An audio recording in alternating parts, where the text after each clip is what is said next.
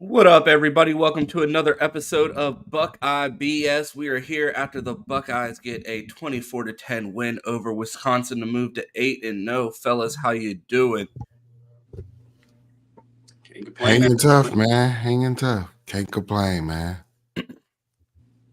Man, we had instant reactions last night. Me and Chris Drew were on Bleacher Report. Me and Mike were trying to stay awake on the voice of college football on the Ohio State channel. Appreciate everyone that tuned in after a late game, man. Those late games be kicking my ass. I like the early noon games. I like having our win early and kicking my feet up and praying for a loss for one of our ops. So, fellas, just how you doing after the win? I know it wasn't the most appealing one, but, man, Sunday morning, waking up, the Buckeyes are still undefeated. It still has to feel good. Yeah, it still feels good, to be undefeated. But before I go into that, I do want to give a shout out and prayers to our guy, Gabriel Williams, man. Seen a post about him, so I just want to keep him in prayers. He's been hanging out with Best Damn Media in Spaces since last year. Always was supporting us, so, man, we definitely want to show the love and let him know that he's in our thoughts and our prayers. But, just happy to get that dub. We 8-0, chance to go 9-0. Still have everything in front of us, even though it looks like, we want answers, but happy to get the dub, man. Yeah, follow Mike. Try to check in on Gabe. Hopefully I can get in touch with him pretty soon. But prayers to him. And then, yeah, man, a winning weekend. It felt like it didn't have to be a trap game, but we try to play ourselves into a trap game a little bit. But we go Wisconsin, so it's always a tough place to play. It gets tricky for us sometimes, but get the win. So can't really complain on that front. Just continue to get better, continue to work on the things that didn't work out well, and it's another winning weekend. So let's keep it moving. Yeah. Interesting stat about that I just saw on Twitter is that is the first double-digit win we've had since in the 2000s at Madison, and before that was 1990 that we've won by double digits in Wisconsin. So, based off the performance, you wouldn't have thought that, but that's kind of a crazy stat. So, I mean, historically, we had one of the best games ever in Madison. So, gotta look at it that way. Oh, we're pumping sunshine already. I was about to dive deep in. No, I gotta set him up. I gotta set him up for earlier because they say we negative, so I gotta start off. Okay. Nice. Yeah, man. I mean, it's a holiday weekend. It's officially spooky season. Halloween is just a few days away. I saw pictures from the Woody. They had a little trick or treat, and I saw one of I believe it was one of Corey Dennis's sons in a Kyle McCord jersey, and someone retweeted it and said it's the scariest costume in Columbus. And we see a performance last night that left much to be desired. So I want to get your guys' thoughts on the scary performance that we saw out of Kyle McCord yesterday, and if you guys had any cautions for spooky season. I had this one. I had a blogger costume on, had my red hat and my Ohio State shirt on. No costume this year, but did any of you guys hit the streets in a costume for Halloween? And let me know about Kyle's performance. Mike? Yeah, no, I did not hit the streets. I'll say what this are the kids week, being for Halloween this year? I'll say this week, though, I did take the kids. Well, my wife took the kids while we did the Fans Edge to go do something.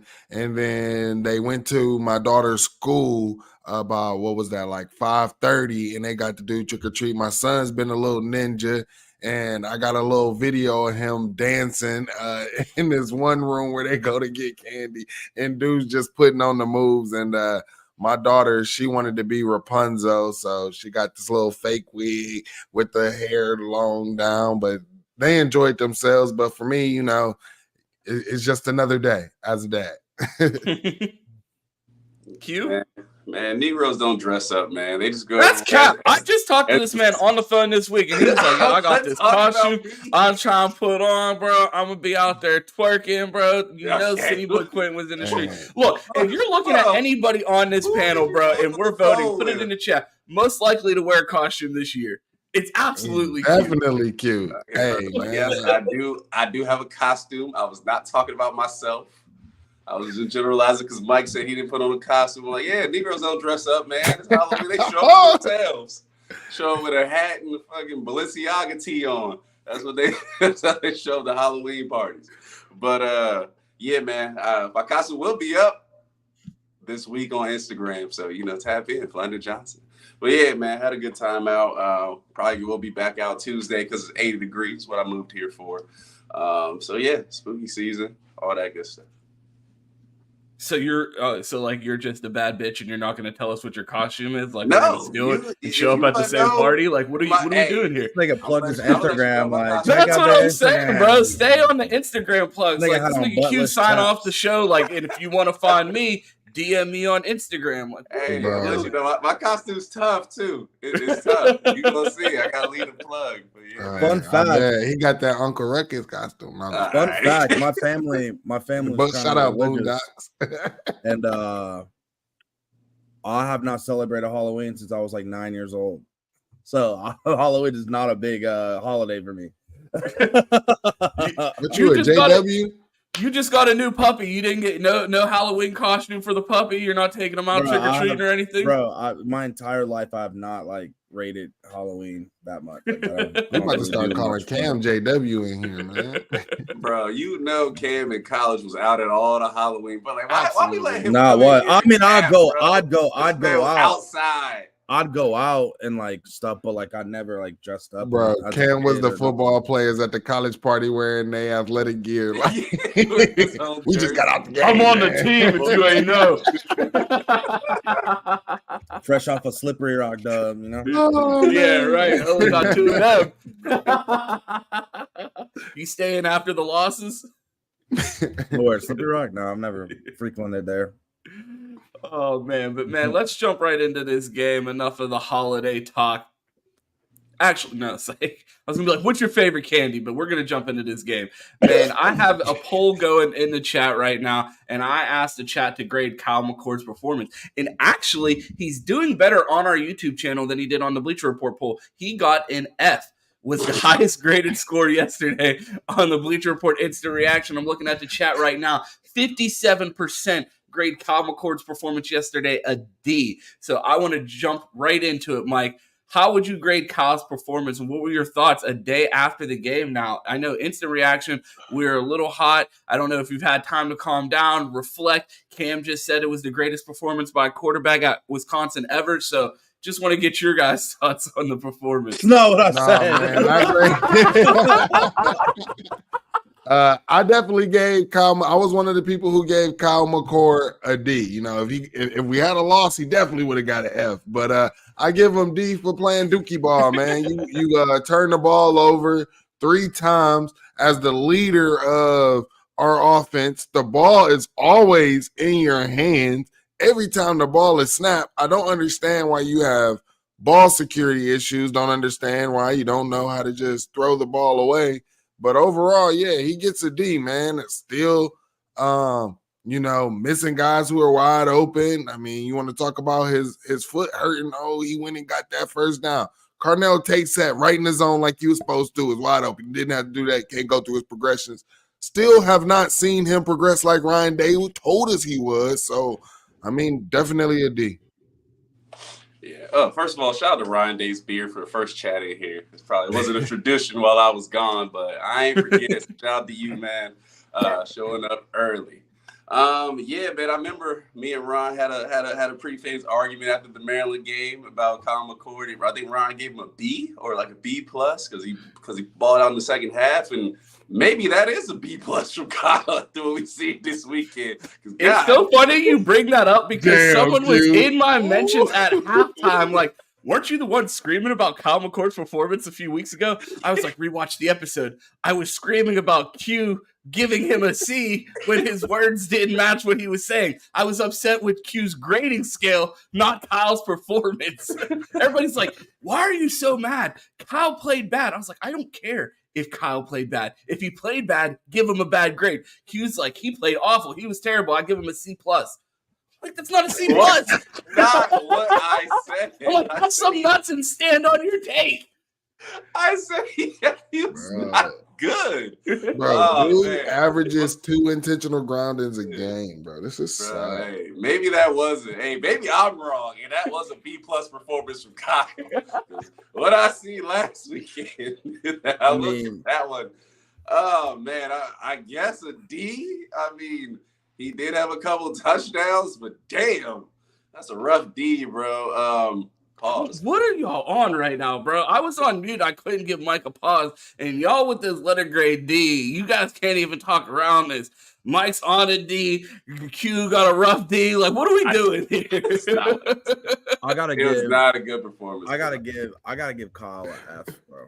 I gotta give him an F, bro. We're about to go into November, and we're looking at stat sheets of Julian Fleming has 2 receptions for 19 yards. G. Scott has 2 receptions for 18 yards. Cardinal Tate had 1 reception for 14 yards. Now, granted, Wisconsin's defense is decent, but that is just basically a quarterback that's unable to go through his progressions, and Ryan Day is coaching his ass off to scheme open Marvin Harrison Jr. so this fucking quarterback can have a clue about where to go with the ball, bro. We are in DEFCON 5 right now on offense. I'm officially going to hit the panic button because, like Maurice Clarett said, we are not in a position at all to be able to depend on our quarterback to win a football game, and we need to lean heavily on the run game these next couple of weeks and getting that shit together so that shit can be dominant week in, week out, because I can see a scenario where Kyle's mind is just not in the game and we're completely fucked in an environment like Ann Arbor or in a playoff or something like that. So Kyle is 100% a liability on our offense. There's no way other to put it. Ryan Day needs to start scheming up other ways to get people the ball without basically relying on Kyle to make reads and progressions. Like, we need to go back to high school style offense. Like, dude sucks. It's not it.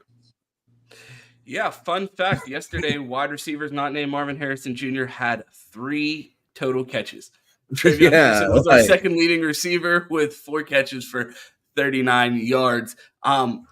We saw Q and Mike both gave D's as grades. Cam gave an F. The chat is in agreement with Q and Mike with the grade of a D. But I want to ask you guys, is this the worst performance that we've seen out of Kyle yet this season? I've tried to stay positive these past few weeks, but this guy seems to be – I've tried to say each week I feel like Kyle's progressing, but honestly, that game felt like a regression. It quite possibly was the worst game ever. We're sitting in the postgame, and I'm like, my head is spinning because the game just ended. We're trying to get the show ready, and I'm like, I can't think, did he have a worse game? And it feels like his worst game, and I don't want to be overreactionary in a moment. And a day after the game, it still feels like his worst performance all season, and that's crazy to think about with all the excuses we made and how bad it looked at Indiana and how tight things ended up getting there. So I just wanted to get your guys' thoughts. Do you think that we saw Kyle McCord play his worst game yet this season in week 9? Yeah, man, that was definitely – I mean, to be honest, I think it could have been worse than that against an even better defense. This is total regression.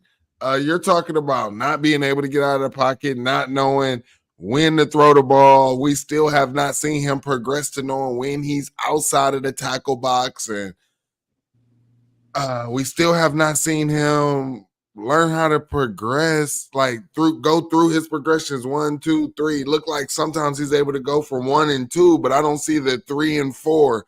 Yeah, man. I mean, what Ryan Day told us is Kyle was on track, had the same progression as a first-year starter Dwayne Haskins, a first-year starter Justin Fields, a first-year starter C.J. Stroud.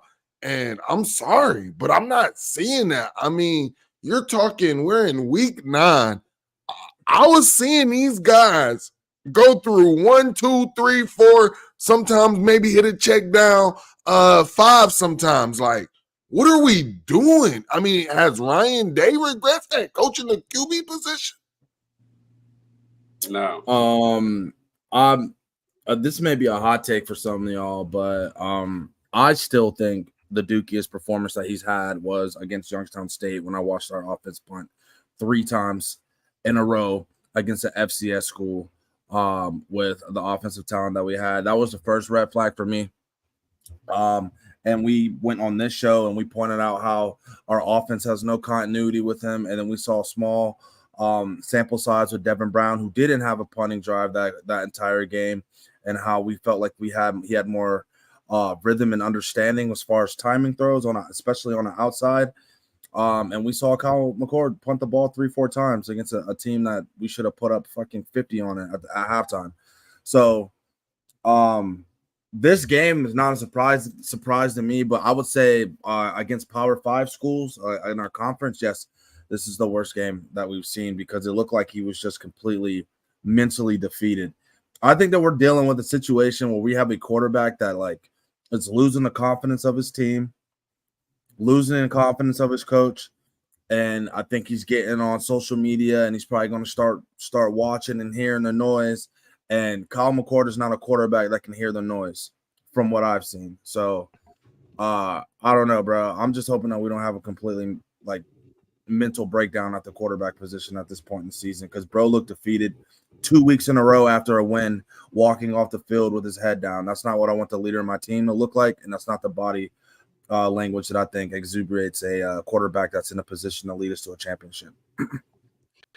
Yeah, I feel like one of the things that I've used as a defense of Kyle McCord is the most important thing for our quarterback, whether I don't care what the name on the back of the jersey is that they're not turning the ball over. Everybody's talked about we need more explosion out of the offense. And I'm like, I'm fine because I don't think there's a team in the country that can beat us if we score 24 points. And I had confidence in Kyle being able to do that against most teams in the country.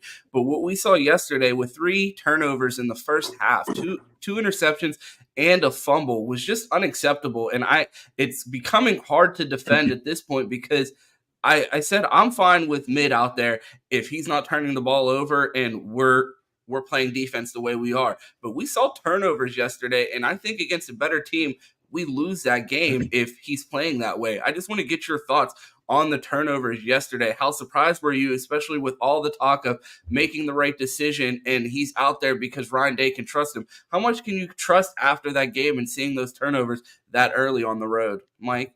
I don't trust him at all. I mean, surprised with the turnovers?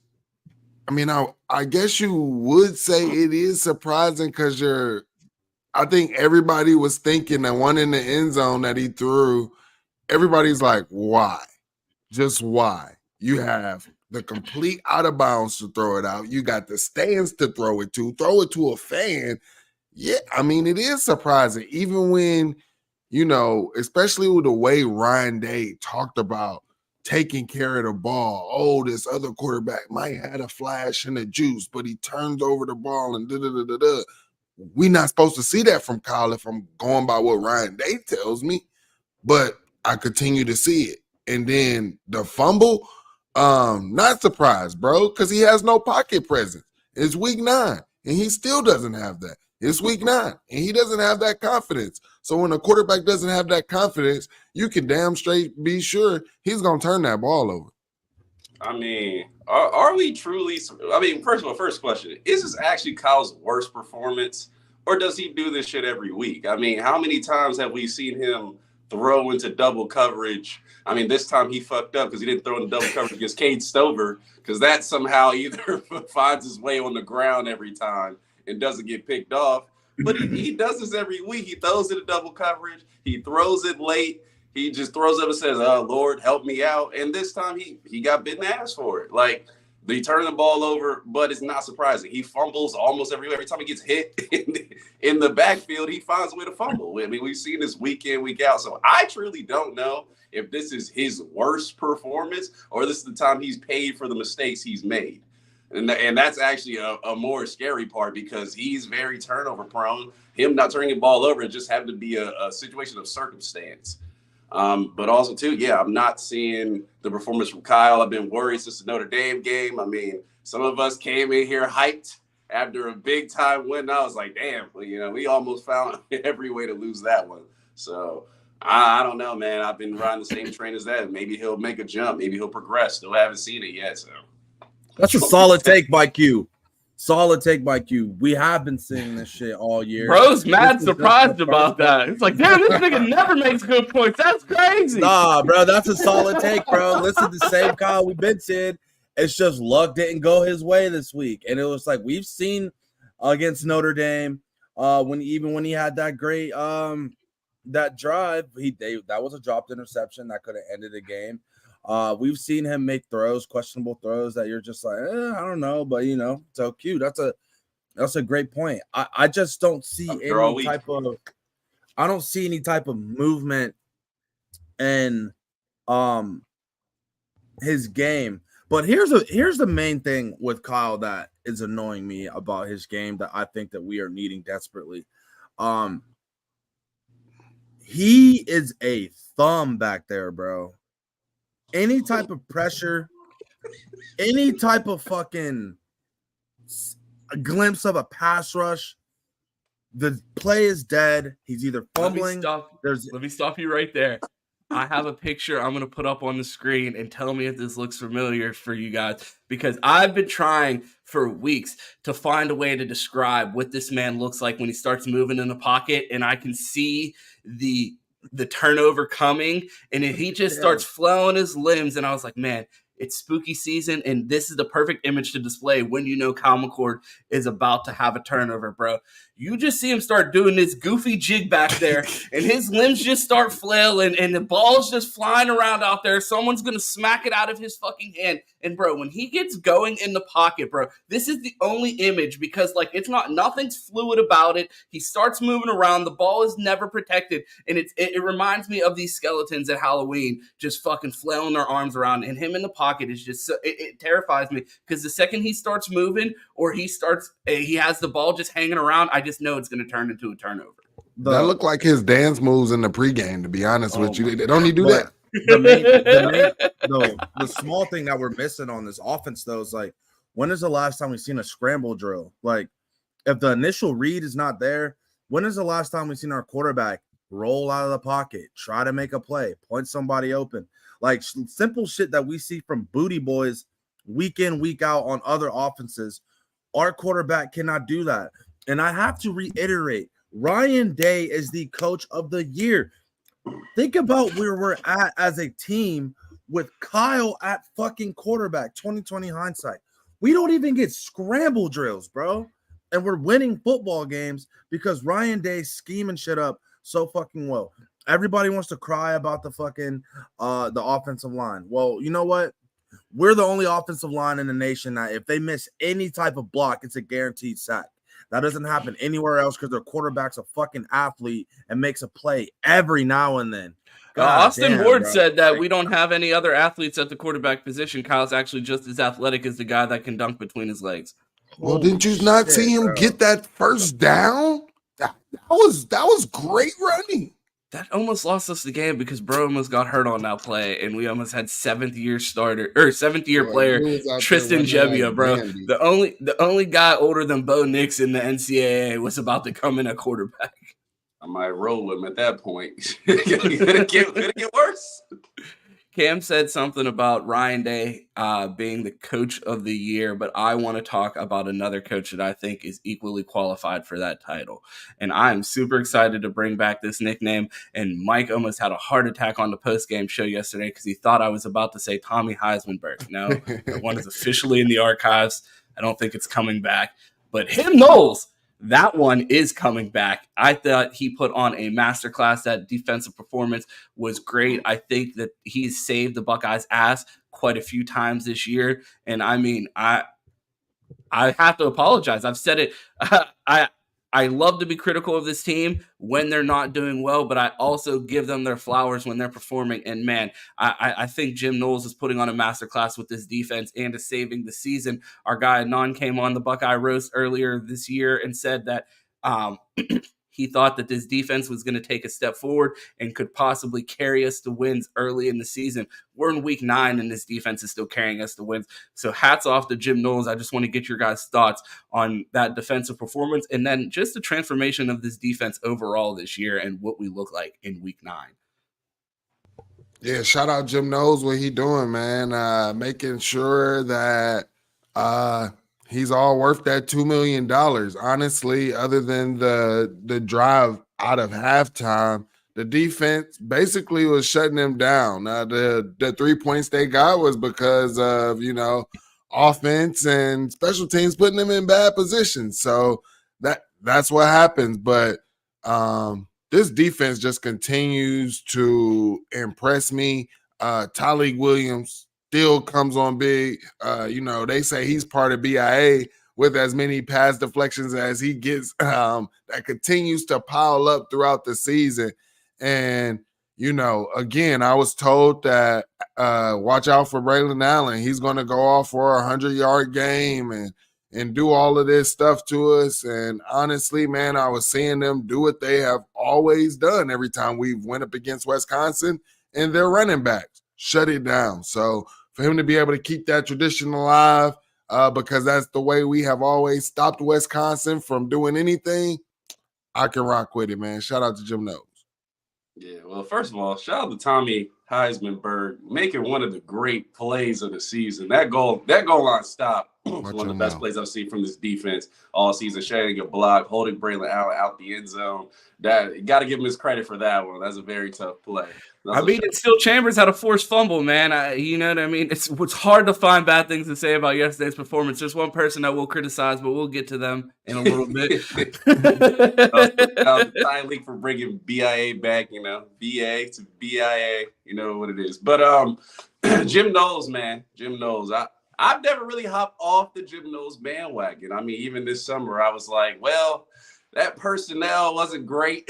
Clearly, we had a lot of undrafted players, but I was like, you plug in talented, competent players. I think Jim Knowles, defense performed very well last season, except in a couple games. I mean, where would he be without a Cam Brown missed tackle and Lathan Ransom hitting the nay in the secondary and a dude streaking for 80? Like, those two plays have just put a bad taste for people for Jim Knowles, but this defense has been good. And you insert the talent from this season, and they've got better, and I knew it would. So, I mean, Jim Knowles is, except for a couple of moments, really been him since he got here, and he continues to roll. This defense looks amazing. I mean, I still think the linebackers may cost us eventually in coverage because they're still not very good there. But outside of that, there's not very many weaknesses on this team. Now, let's hope Lathan Ransom is good and we stay healthy. But this defense has carried us since Jim Knowles really got here. I mean, we kind of forget how the offense sputtered early last season and got going later. Unfortunately, we got CJ, so I don't expect that to happen, but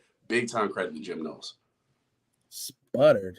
I don't know if we can say that. 2020 hindsight. If that was sputtering, what the fuck we doing now? But yeah, the defense, hey, bro. The defense doing their thing, bro.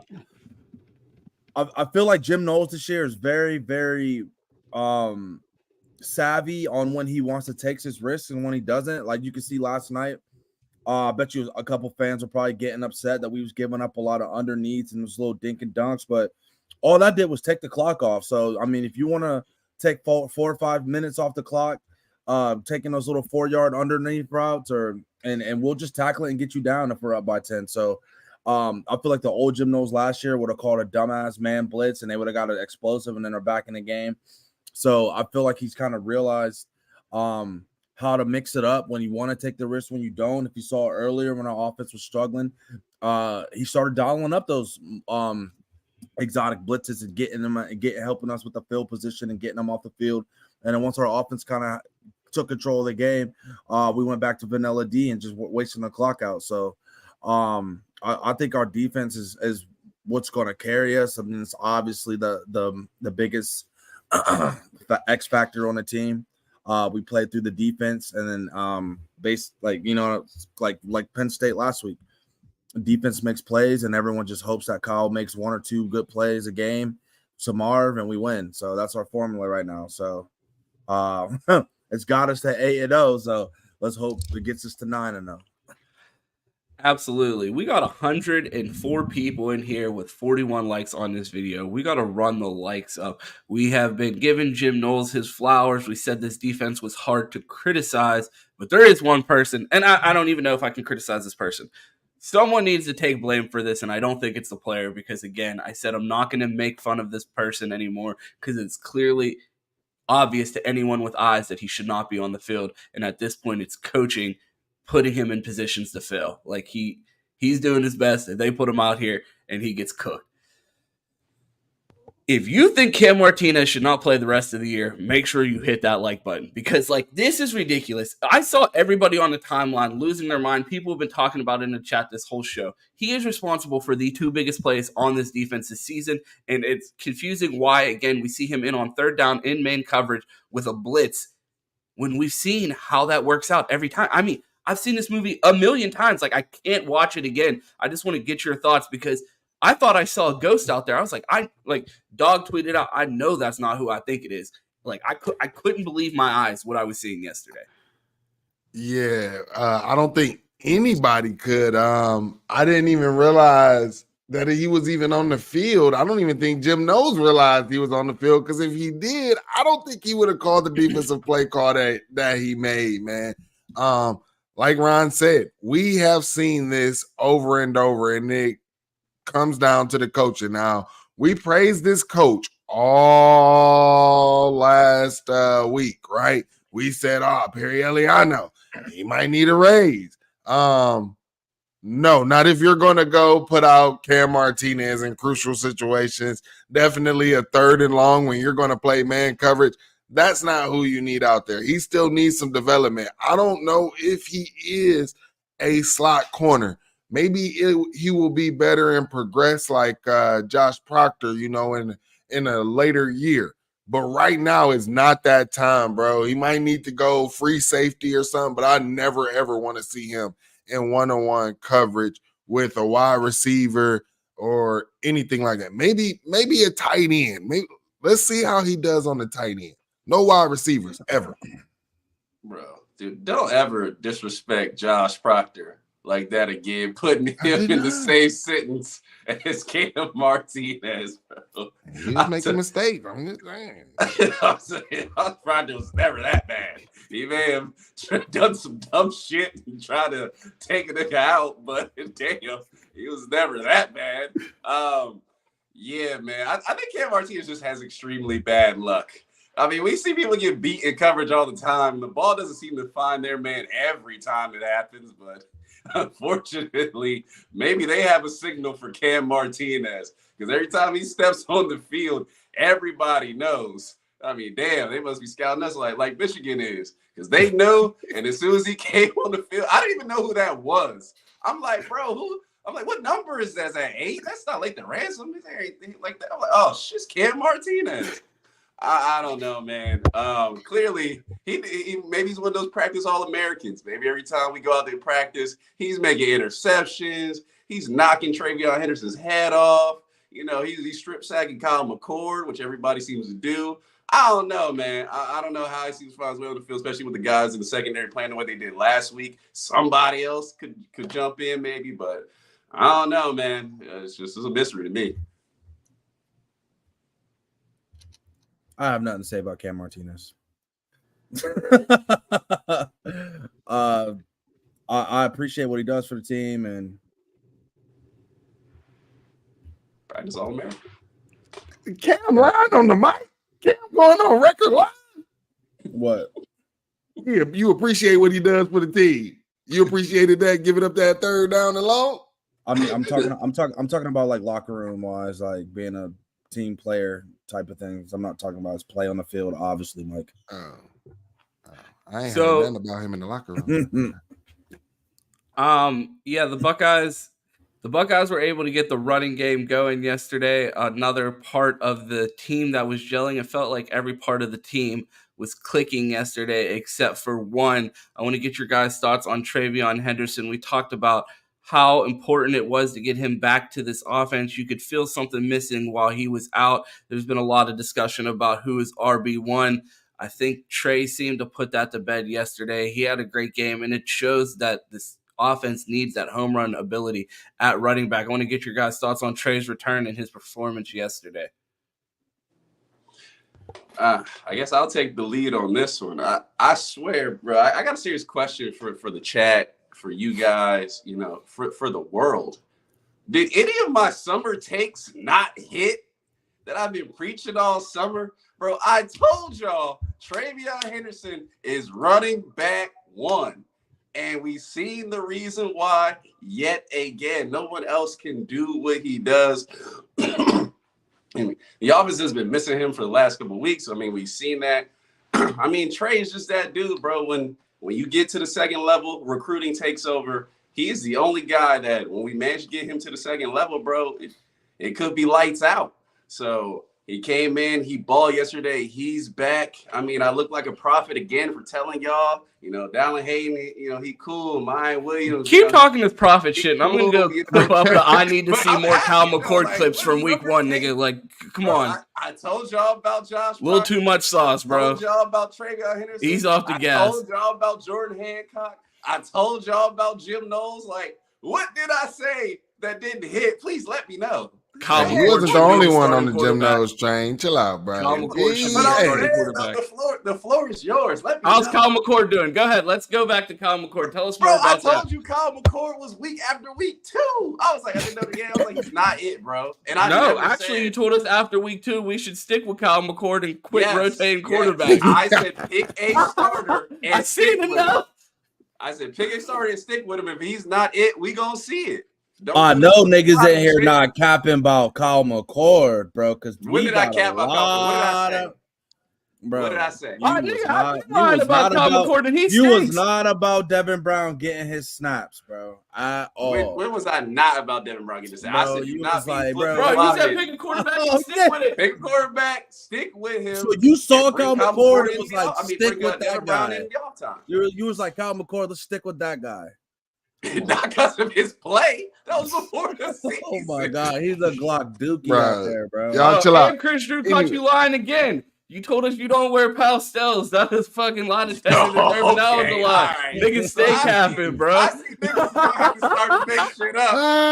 My takes hit. Bro, stay lying, bro. Yeah, when we stop talking football about takes, I know them takes hit. So go ahead. Hey, man. Hey, be careful with your Instagram, man. They out here clipping up Instagrams out here nowadays, man. Bro, Q's teasing Instagram drops. He's like, follow me. Hey, bro. I'll tell you that costume. Bro, I'm telling you, it's about to hit. It's about to hit, just like those takes. Bro. All right, Cam. He about to come out here like the Travion Henderson. Hey, listen, man. Me, I've been tabbed as a long time Travion Henderson hater. The fuck out of here, bro. I've been tabbed as a hater of Travion on this platform. They said that I wanted Chip, and they said I wanted Dallin Hayden. No, nigga, you. They said that's what they said. You know what I'm saying? There's a word that they use. I don't listen. It's I. I don't know. Hey, man, listen. I don't know if I'm beating allegations, man. You gotta talk to my peoples about that. But I will say this. I was proven wrong. Like, he did what he was supposed to do. Like, he went out there. I feel like Travion Henderson kind of hit a different mode where he's like, my quarterback's ass, and it's on me and Marv to fucking get this game. And that's what he did. And I fucking love that about him. I feel like he showed us he's got that dog in him. And I stand corrected on all of my takes about Trey. He's a great running back. He's a good running back. He did it. I mean, you can't. The film don't lie, man. He put the team on his back. 200 all-purpose yards, 168 yards rushing on the ground. Marv 123. We 8-0. Fuck it, man. Trey RB1 in the Big Ten. This nigga Q really a fan favorite out here, bro. Q, stand on your takes. We got your back. And then we got our guy Mello. What's wrong with pastels, though? LOL. Serious question. Nothing, bro. Everyone thinks because Q's the nice light-skinned guy, and he doesn't get loud and rowdy like Ron. Everybody gets confused when we yell at Q or argue with Q what we're arguing about. There's nothing wrong with wearing pastels. It's about wearing pastels and lying about it, nigga. Like, we tell you wear pastels, and you be like, I don't even be wearing pastels like that. Yes, you do. Like, bro, that's the problem. Like, we ain't arguing about wearing pastels. We're arguing about lying about wearing pastels. First of all, it's fall time, bro. I'm on the earth tones right now. I ain't got this guy, pastels bro. in my closet, bro. This guy. Y'all know I stay fitted. You know I'm right for the fall, bro. So dark green, you know what I'm saying? A little tan, all that. Well, while Cam's going to moonwalk back all his takes on the running back position, I'm not, man. I'm standing on my. No. You wanted to go on an apology tour. Hell no. You wanted to go on an apology tour. I'm just giving flowers. Nice over here on Henderson. Time out. Don't get it confused. I'm giving flowers. I did not say that Dallin Hayden is not capable of having that fucking game. I said that Trey showed me something. He got the carries and he got the fucking job done. We've seen Dallin Hayden do that as well. But this is not about Dallin. This is about Trey having the game he had. So I'm not trying to hate. So don't try to flip it. I'm just going off your word. I'm just going off your word. I give a nigga flowers now. I'm flip flopping. See, that's why I got to look up like here. Now I gotta be a dickhead on here because you give a nigga flowers. And I was like, oh, you know what I'm saying? Like, you flip flopping, bro. You giving everybody flowers out here. That's a different game, man. I gave Trey. He had 168 yards. You gave Cam Martinez flowers. Oh no, I didn't. I said that. You gave him off the flowers, off the field, off the field flowers. Honestly, Cam definitely off the field flowers. Cam definitely did come in on sunshine mode. He was like, yo, Kyle McCord, bad game, but man, it was still the best performance we've ever seen in Wisconsin. All right. Let me stop joking. Let me get my take out. Bro. Let me get my take. First double-digit win. And Kyle played. All right, man. Hey, yeah. Travion Henderson definitely deserves some credit for this game, man. It looked like he took Mayan Williams back in the locker room, dug his eyes out, put Mayan Williams' eyes in there because, man, this is the vision that we have been saying that we wanted to see from Trey all season, right? My guy looked like he had some vision out there. Looked like he had a little wiggle. Even in the backfield, looked like he had some wiggle and could see and was hitting the right holes and hitting the right lane. I'm hoping that Trey can keep this consistency, man, because that was one hell of a performance. This is what we said. Trey was able, if he's able to get open and get out there in space, he could take it the distance, and that's what he did, man. But I want to see the consistency. I knew y'all niggas was gonna come. I want to see the consistency, and I want to see if he ain't got to borrow nobody else's vision. Mike, you letting that slide, Mike? You gonna let y'all letting that slide, chat? Y'all letting that slide, bro? What did I slide? I'm still on all my takes, man. He borrowed vision. I gotta see it consistently. Gave him Mayan's eyes? Yeah, man. Somebody gave him Mayan eyes. Did you see Mayan? Did anybody see Mayan? Bro, hold on. Did anybody see Mayan? I ain't see Mayan. We gonna give Mike credit. We gonna give Ron, Mike credit because Mike is one of the biggest hater take I've ever heard. I am not a Trey hater, bro. He ripped his eyes out and took this is not Naruto, bro. Like he got the on or some shit, bro.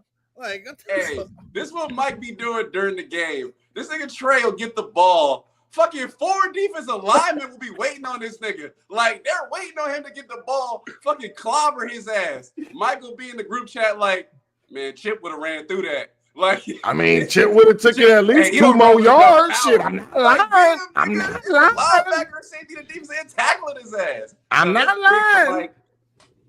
This is big all I'm saying is, hold on. Quick question. I'll ask you this, Q, because I really want you to answer this or whatever.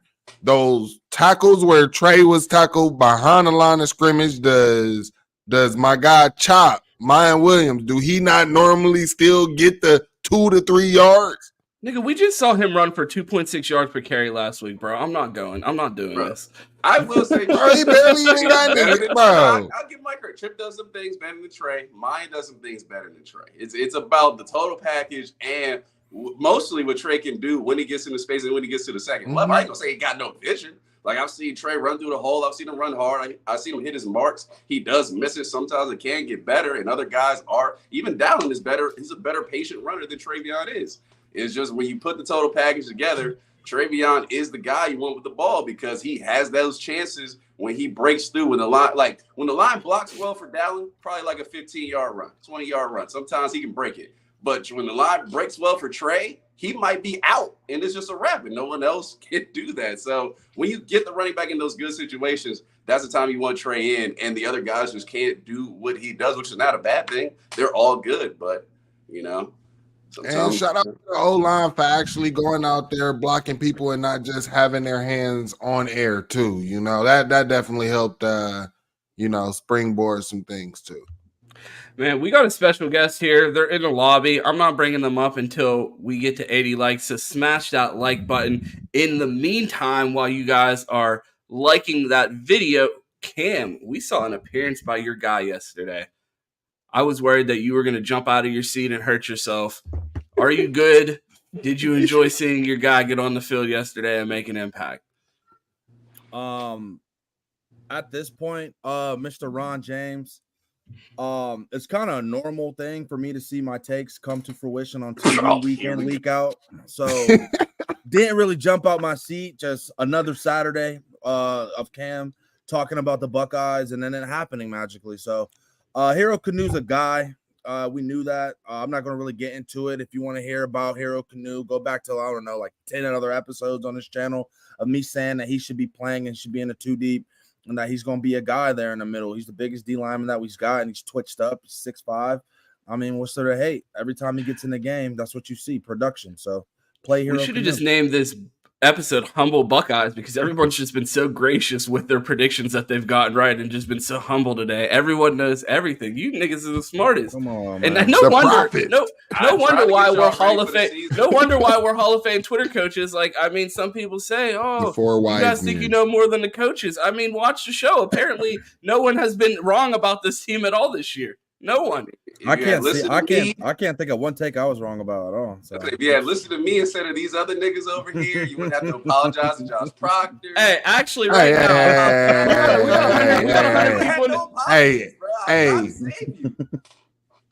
Hey, we got 100 people in this chat. Y'all been rocking with us since March. Y'all pull up for the Fans Edge. Y'all pull up for the Buckeye Roast, the Spaces.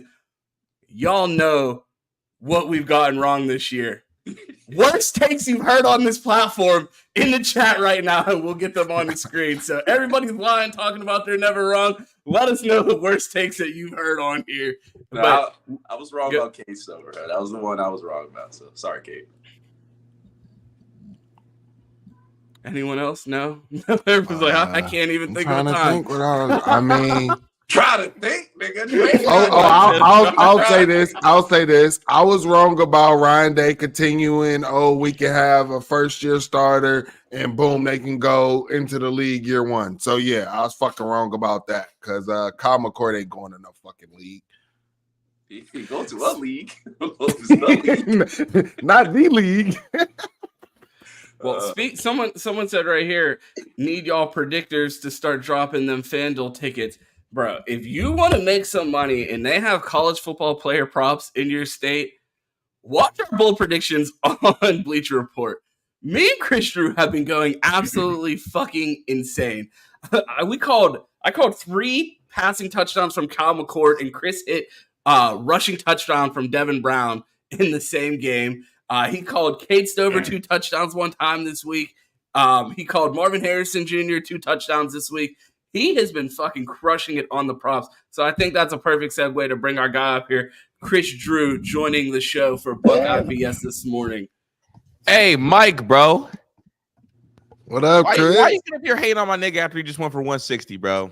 I was hating? What's that about, bro? I was hating? You talk about he got Mayan's eyes, man. Chill out. I mean, was that not the best vision that you've seen from him the past 2 years? Look, Mike. Yes or no? Mike, Week I in, week want out. you. Yes or no? Mike, I want you to get it right, not be right.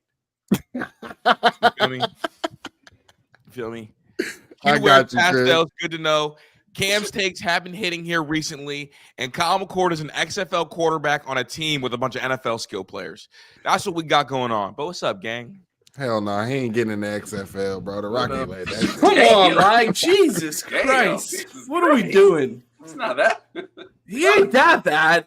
It going first round to UPS. First round of UPS is disgusting. They Go said ahead, he's Chris, going what to you be a see territory manager after he graduates. That's fucking crazy, bro. No pro day, just a career day. Is that what we're talking about? I'm not seeing. I don't think it's that bad, but bro, I don't know. We might have to hit a portal stop before then. Yeah. Here we go. Here's the funniest thing about all this, at least for me. Obviously, yesterday's game against Wisconsin did not go the way it wanted, and we're like seeing all the Michigan fans that come out of the woodworks talk about like transitive property and blowing this out, blowing that out. Need to remind all of them that last year they were in a dogfight with Illinois and needed 2 pass interference calls that were phantom PIs to go their way and a last-second field goal to beat them. Sometimes in the Big Ten, when teams play real defense and you're everybody's Super Bowl, you get these really tight games. Despite how bad Kyle looked, we're still booming on Michigan no matter what. And it'd be even funnier if we boom on Michigan with a mid quarterback, because that's really what we're looking at, for at least for me moving forward. You brought up the team up north. All 5 of us here. I had to take my socks off to do that math. There's 5 of us here. I don't think we've all been on the same platform talking about this together. Thoughts on Michigan, man? I know we're 50 minutes in. According to Michigan fans, that's all we've talked about this week. Kind of, but whatever. Fuck you. What are your guys' thoughts about this Michigan scandal? And with all the news that has come out, Michigan plays again next Saturday. I don't know if this bye week was a good thing or a bad thing for them. Does Jim Harbaugh finish coaching this season? And how do you think this season plays out for Michigan with everything going on? Cam hit me last night with the new spin, right? What's the new spin, Cam? The new spin apparently is that Ryan Day's brother has a private investigation firm in New Hampshire called 4th and 1 and Private Investigators. And they think, hold on, they said that Ryan Day hired him to go illegally hack information about Michigan's cheating scheme. And then he tipped off the FBI and started this whole process. So that's the new spin. So Ryan he was Day able to uncover the Matt White stuff before they were. Okay. All of that, everything that's happening to them is because of Ryan Day's brother. Yeah. In New Hampshire. And tell them who the main source is. Sam Webb. Scam Webb, bro. Say it right, Lord, bro. Jesus. Scam fucking Webb. That dude sucks. Yeah, Scam Webb. So I don't know, man. Fuck them. But hey, Chris, me and Chris talk a lot about Michigan, actually. And I'm gonna just tell you right now, I think them niggas fraudulent. I don't think that. My takes used to be I thought they were just one of the best well-coached teams because they had 2 NFL coaches on both sides, but now that shit's up for debate. We now have a new saying: we don't care about Stallions ball. So moving forward, we're gonna have to see more out of y'all. I'm also curious if they're able to. You said we have a new saying. Who is we? You talking about us? Well, I do. Whenever they talk, you said we, I was like, whatever. If you wanna hype up what they did, checking for the memo. If you want to hype up Stallions ball, you can do that. But I'm not hyping up. I was just confused. No, wait, whoa. I'm saying, like, bro, like, you know what I'm saying? We don't talk about slavery ball with natties. I don't want to talk about Stallions ball with cheaters. That's the spirit of it. Yeah, I don't want to talk about Stallions ball. Yeah, so I'm like, now moving forward, we're gonna see what y'all got to do when you ain't got a nigga whispering sweet nothings in your ear about somebody's play call. So we're gonna see what's up, bro. I don't think they it. JJ.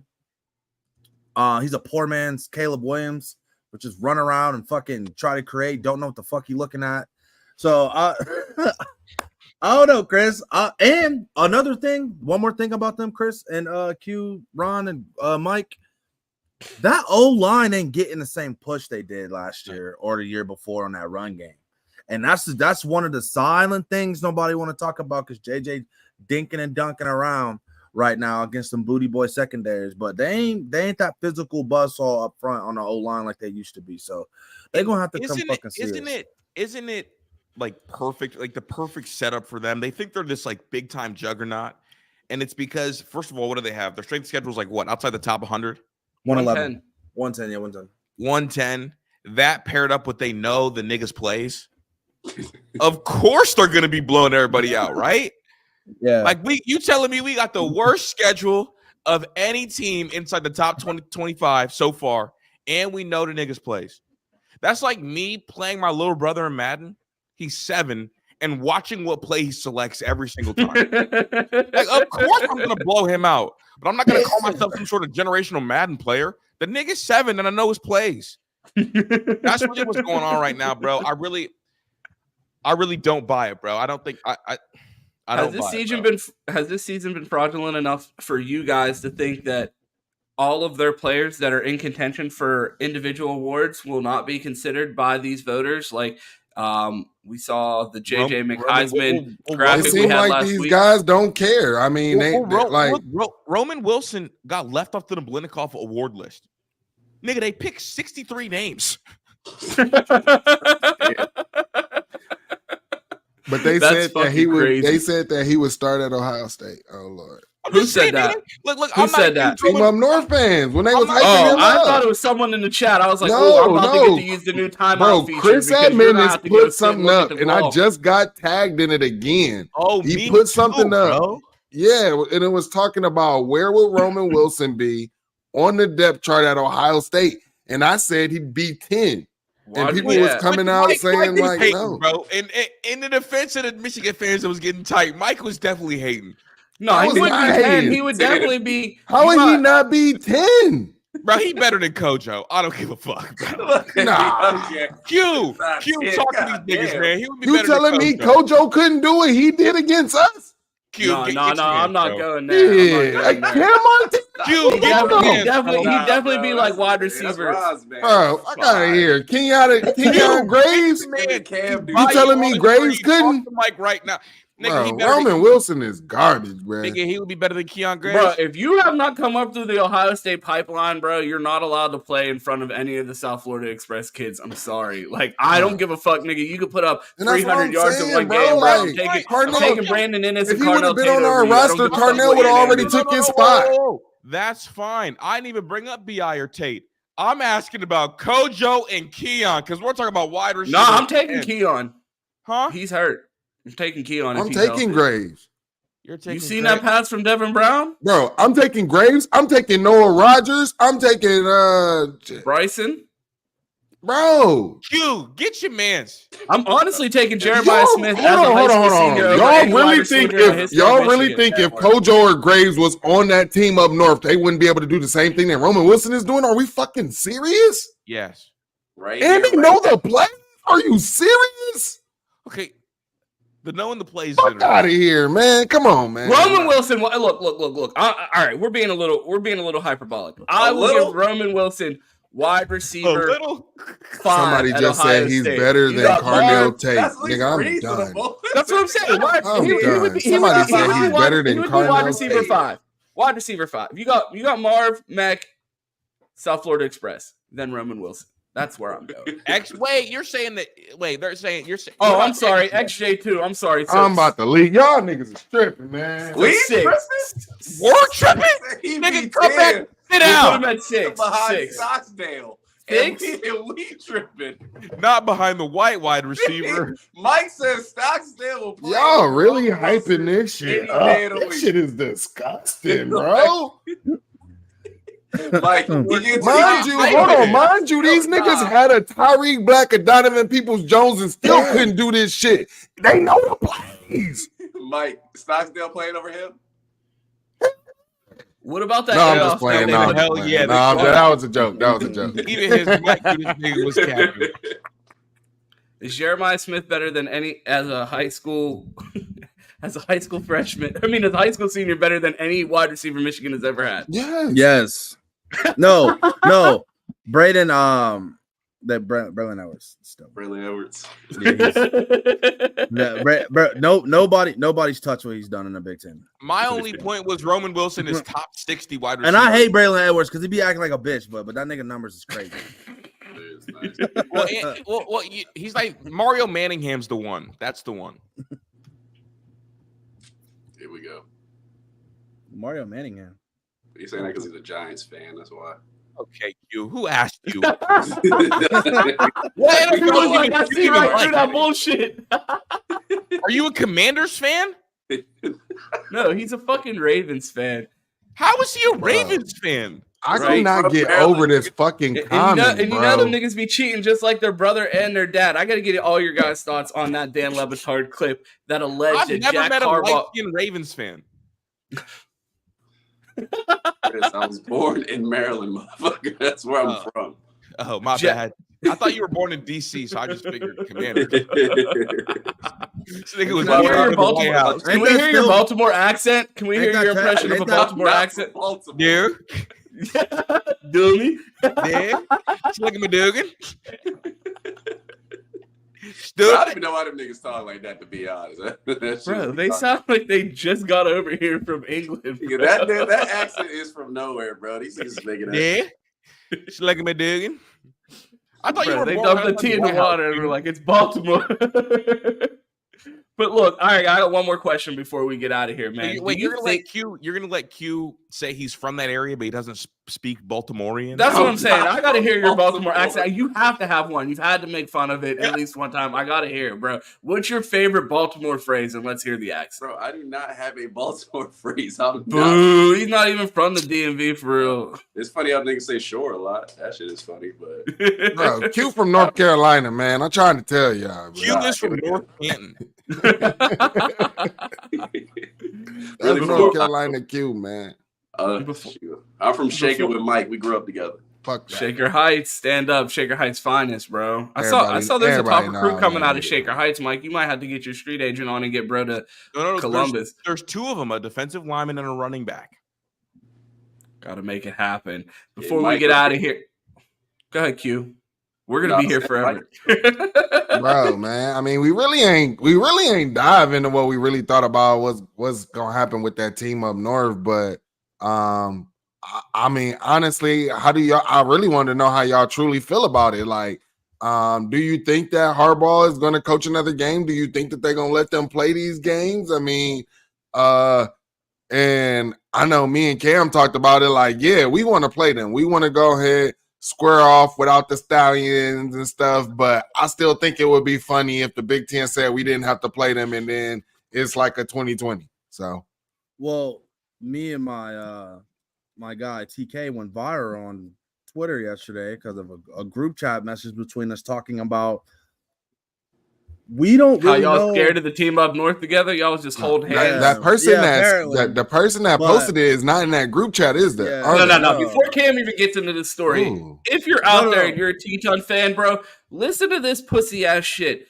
There was someone that screenshotted a group chat about football and either was so scared to put their face on the screenshot or is such a fucking loser that they know if they posted it themselves that no one would fucking see it because they have no emotion on the app. They went and sent it to the fucking Red Ranger, another anonymous pussy that doesn't put their face on the internet, and tried to clown a fucking group chat. Suck my dick from the back, bro. You guys are all pussies. Hey, appreciate that, Ron.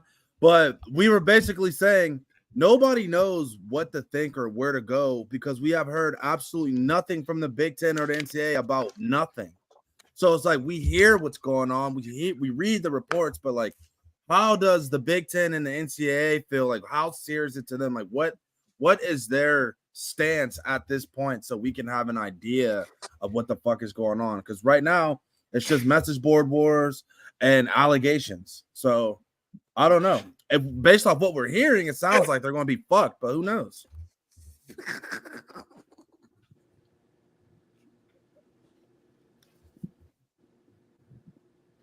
Yeah, man. I mean, honestly, I think the Big Ten, after their initial statement, from the back, and none of you niggas reacted.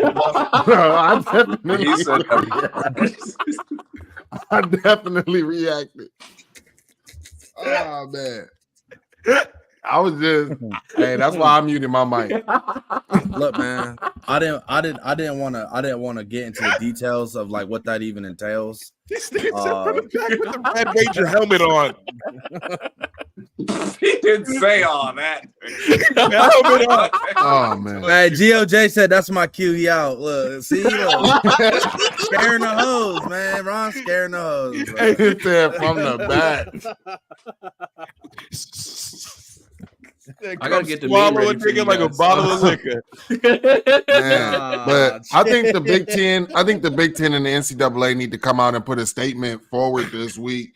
There's just been way too much speculation, way too much coming out without them saying anything, bro. So he says, hey, but Chris, I heard you talking about the NCAA changing up a rule, and they changed up the rule to where they can make immediate decisions instead of waiting like the 90-day appeal and all of that stuff. No. So they haven't changed that rule.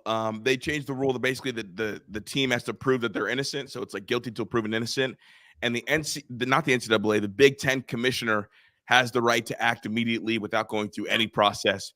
And the NCAA can recommend that to speed things up if they have enough evidence. Okay.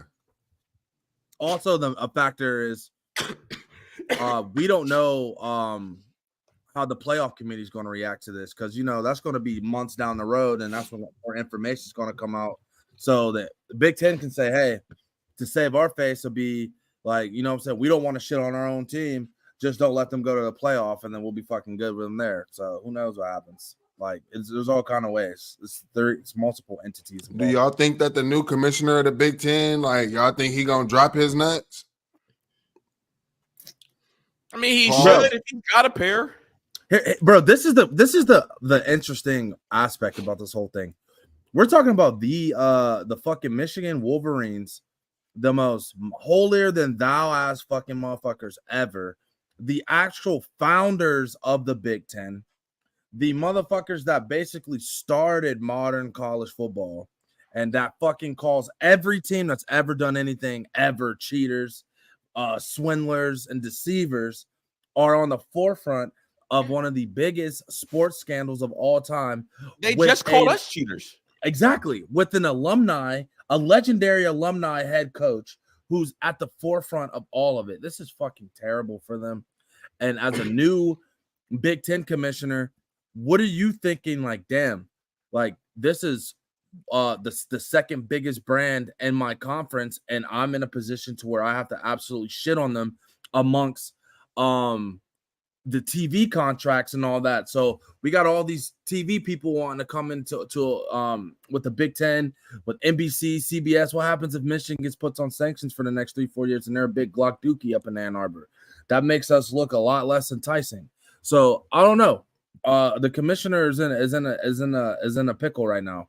I think that the best case scenario would be not to fuck them going forward, but to fuck them now and to fuck what they've done. Yeah, if I was them. Yeah, I agree with that, because I know a lot of people out there are saying that we need to do a slap on the wrist, but a slap on the wrist would just if I'll tell you this, if you're a coach of another team and all you see is they get a slap on the wrist, then is the risk not worth the reward if you can win a natty? Bro, let me ask all four of you. When is the last time we saw major violations in the NCAA come back with a slap on the wrist? Tennessee. Well, that wasn't really major. LSU. Was that a slap on the wrist? LSU. No, it wasn't at Tennessee. LSU. Not a slap. What happened at LSU? What investigation Nothing. took place there that resulted in a slap on the wrist? Nothing happened. That whole money, they was funneling money to the program through the dang on hospital from a booster. And the NCAA didn't even investigate it. Once the NCAA gets involved in the investigation, it's never a slap on the wrist. I mean, they literally just came down earlier this season on LSU's best defensive lineman because he signed autographs like 2 weeks before NIL was allowed, and they made him miss the first game of the year against Florida State, which was a massive game. I mean, we literally just saw NCAA, they're investigating Jim Harbaugh for the burger thing. That's not a slap on the wrist either. They recommended a 4-game suspension without even a notice of allegations, and they recommended that. We are watching the NCAA when they investigate. It's not a slap on the wrist. Now they may choose to look the other way when there's no investigation, but so far, when there has been an investigation, No slap on the wrist. We're coming at you with everything we can, and this is by far the largest situation. And on the other side of it, like, I know how PR works. When the PR is so far on one side, that means it's generally pretty bad. Like, nobody on the Michigan side, even administratively, have come out and kind of had any kind of support for Jim Harbaugh or the football program because they know what's about to happen. This is not going to be any kind of slap on the wrist. It's going to be about when does the whole book get thrown at them, not if. He was supposed to sign a contract, wasn't he? Yeah, he was. That was supposed to come out early 2 weeks ago. He was supposed to sign the contract, and they were like, "No, we're not doing it." And he got to the point where the AD wasn't going to sign the contract with, didn't want to give him a contract. So this nigga went to the president and said, "Hey, like, they're not playing nice over there. Can you get involved?" And so it got to the point where the president was working on a negotiation. But I mean, it's cooked, bro. Like, they're done. Even if Ryan Day himself conducted the investigation and got the information illegally, it's over.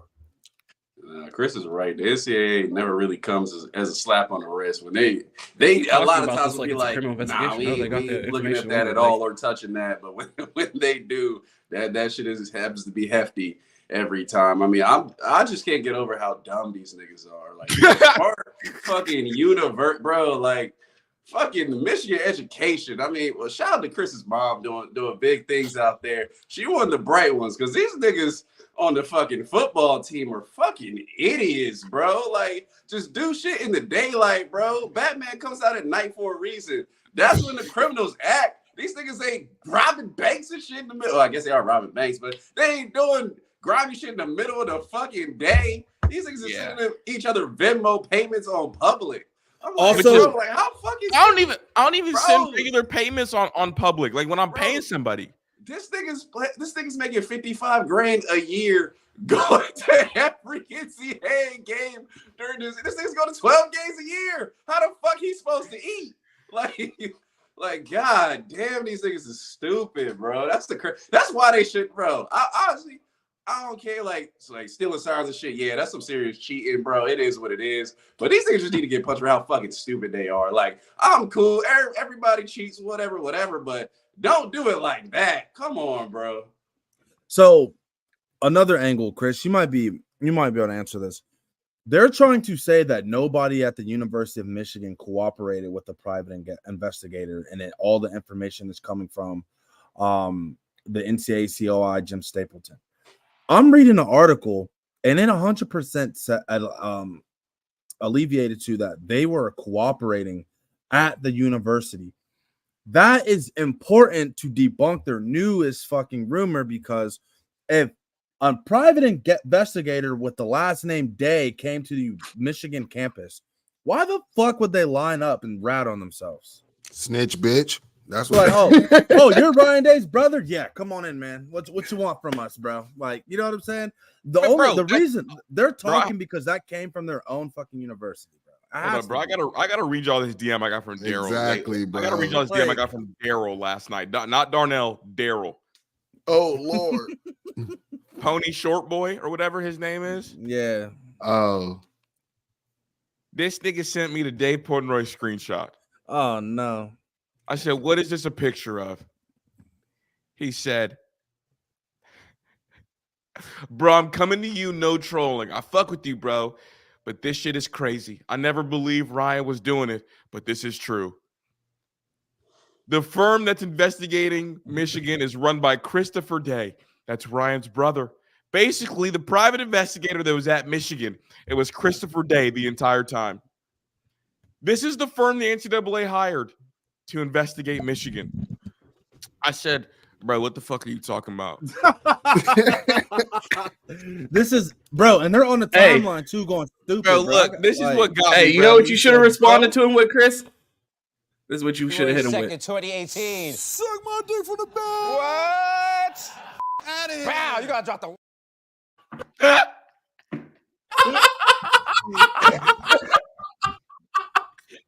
That's what you should have hit him with. Bro, you niggas is hell, bro. Nah, bro. This is out of bro. These niggas were, bro. They're not. They're remedial, nigga, bro. Cam, I asked this nigga, what the fuck are you talking about, nigga? Like, it's 12:21 in the morning. Why are you DMing me? He said, bro, we did all the digging. I can't give you everything, but yes, his brother's in the FBI. Daryl got the scoop if y'all want it. Chad, go ahead on Daryl. This is Hit his DM up. He got all the info that's taken down Ohio State. the level of reaching is crazy. Everything. I can't give you everything. I did the digging. We did it. It's a we thing. He's got a shit ton of money invested into him. I said, nigga, this is a reach. He said, okay.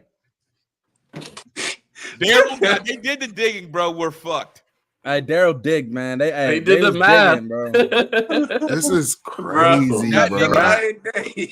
nigga him, picked up his asshole and then sent me a DM. Bro. And here's the sad part about what Dave Poinier is doing. He's trolling the own and riling these fans up. Now he's making shirts that they're buying. Like, he's capitalizing off of this financially wise, and their fans don't even know it. They're just eating up the trolls. It's crazy, bro. Hey, I could just see him and they are brainwashed, bro. And all those dudes just fucking going back and forth, like, man, we got these niggas, man. We got these cheaters. Like, we got these niggas. We gonna come outside. We gonna troll all these niggas, man. We hate these niggas, man. Blue wall. The blue wall will rise again, bro. Fuck out of here, nigga. Cheat ass bitch. I want to hear that shit. Y'all niggas had the FBI on your fucking campus talking about some private investigator in New Hampshire, bro. Get a grip, bro. Right. It's all connected, bro. Bro. Do you feel bad for the losses delusional will do, fans bro. that You like called the are like FBI. cheering on Portnoy and don't realize like that Dave knows that they're cooked too and he's just fucking putting on a good face? Bro, yeah, he's getting capitalizing off them. them, bro. They are dumb as hell. That's what I'm saying. They are cooked. Like, they are Pop out brainwashed. with a new blue Lamborghini, and everyone's gonna be like, "Yeah, that's our Michigan man." Like, nah, nigga, that's the money y'all gave him. Fucking dummies. That's the fan base you gotta be a fan of, bro. Fake sick and 100K, right? Yeah, what's the new shirt he got out? Are we allowed to talk about that? Allegedly, bro. I feel like their lawyers are gonna get on our ass, but just know, bro. I Allegedly, was a fan of the other fan base, bro. Your boy would be fucking kicking off my best damn media retirement with 100K in donations, fucking scamming ass niggas.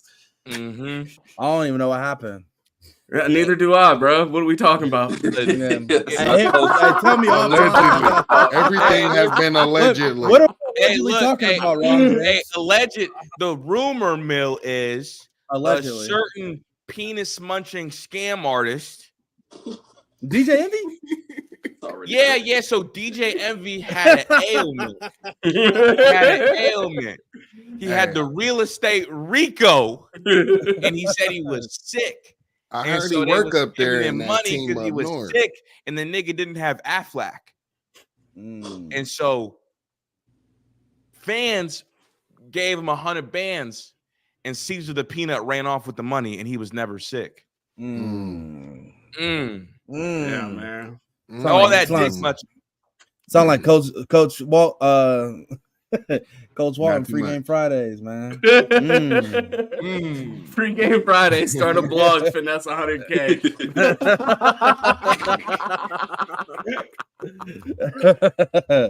And the nigga really built like Fred Flintstone for real. Pitter patter. Man, we gotta get the fuck out of here before we get For sued sure, bro. or start It's snitching jam, on bro. everyone else. It's crazy, bro, because there's a whole fan base full of dick munchers, bro. The real Michigan fans. I talked to my mom the other day. Embarrassed. What she think? She's embarrassed, bro, because she actually went to Michigan. And I'm sure she's one of the smart ones. She's the actual smart one. Chris, I'm sure your mom has the ability to get real information on the situation as well. Yeah, she definitely could. I'm going to get her from the airport today, but bro, she's embarrassed. She was like, she was like, We need to get into Matt Weiss's laptop. What are we talking about? We got all the ability, bro. We actually got Matt's laptop over there. It's over around back. Oh, Hey, got Chris. Matt's Hey, Chris laptop. had me dying about that. He was like, "Or was Hey, that who's you, that Ron?" walking He in the was like, background, Chris? He was like, "Bro, you can go get a fucking student, somebody on the university to get into a fucking laptop, bro." He was like, "That's Owned by just the a simple university, thing." bro. Yeah. Call the system admin and tell them to open that shit. Like, what are we talking about? Literally takes less than 5 minutes. So they Yeah, had my to- mom was embarrassed, bro. She was like, and if he was doing cyber crimes, the university computer, like that's like federal. I'm like, hey, nah, that's your school. OH. Well, that's On your that alma goat- mater. On that note, guys, let the people know where they can find you. There's 140 people in here, man. There are 89 likes on the video, 94. Let's get that to 100 before we get out of here, man. We appreciate everyone tuning in today. Last night, man, it was a late night. Me and Mike didn't even do a post game. I said, bro, my eyes feel like they have anvils hanging from them. I'm going to bed. I'll talk to you in the morning on the show, man. I appreciate everyone rocking with us after a late game last night. Cam, let the people know where they can find you at. You can find me at I know things 19 on Twitter. True. I almost called. For what? What can we find you for? Do you I do know a show things. on Wednesday? Do you? He said, run "I know spaces? things." I know things I know 19 on things. Twitter, and you can find me on the Fans Edge every Wednesday at 7:30 Oh man. Well, if you want to on find our me- channel, the Best Damn Media. Where else? If you want to would I find be Q, you talking can about find him on Instagram for his Halloween costume. Where Right, else would you countdown. find me? like Wednesday, gonna drop my costume, whatever. But yeah, man. First of all, big shout out to Ron last week for holding it down. I was in Seattle. I'm sorry y'all didn't get that, morning content you're used to with the level I bring, week in, week out. But I'm sure Ron and the boys held it down. Shout out to Big everybody. shout out to Mike. Hopped on the Big show shout- for Q record numbers. Shout out to Mike. Shout out to Recorded Chris showing up. So, yeah, appreciate you. You want to find me, I'll be back. Buckeye Roast tomorrow, 5 a.m. my time. Y'all know it's time is for y'all. Also, to check out the shows, man. We're growing the channel. We're trying to get there. I think we have, 5,100 now? So, man, we chasing that 10K. Let's keep it in mind. But, yeah, man, Best Damn Media, tap in. For sure. You can find me on Twitter at 216_wildboy. Catch me here every Sunday, 10 a.m. Wednesdays with me, Cam, Disney, 7:30 Eastern time. Sorry, my times get messed up because I'm Central. And then catch the guys on Saturdays. Catch me and Ron Saturday. Mark Rogers, the voice of college football, post game. We're always rocking out there, even if the game ends at 11 o'clock Eastern, man. Me and Ron will still be doing the post game about 11:30 midnight time as well. So make sure you tapped in with Best Damn, man. Hit that notification bell so that way y'all can be on time. We want y'all on time. Hey, Mike, you forgot your Monday show. What did Trivia do wrong? So make sure you tap into that as well. Oh, yeah. I'm going to take y'all behind the scenes of how he got his vision. Chris. You can find me under every Sunshine Pumpers post that is talking about Kyle McCord is still good. That's where you can catch me this week. That's where I'm at. You can find me on Twitter at 2Ts. That's 2_TES. You could find me on Twitch at the same thing, on TikTok at 2Shicey. Your boy's going to start streaming here soon as things wind down with the college football. But you can also find me and Chris Drew in the Bleacher Report app Monday. Yeah, I think we're back Monday. Talking about, I think, next week's game, all kinds of things. We're going to be doing college football ranking reactions. Dog's Film Room is going to be coming back this week. The Fans Edge on Wednesday. Big shout out to B. Moses joining us on the college football pregame show yesterday. Our guy Alex. It was dope having guests on that show. Make sure you're tapping in to that on Saturday morning. We appreciate you guys tuning in to the flagship here for Buckeye BS. Make sure that you like, comment, and subscribe on the video. We appreciate you guys tuning in today. Go Bucks and OH. I.O. Damn, Chris.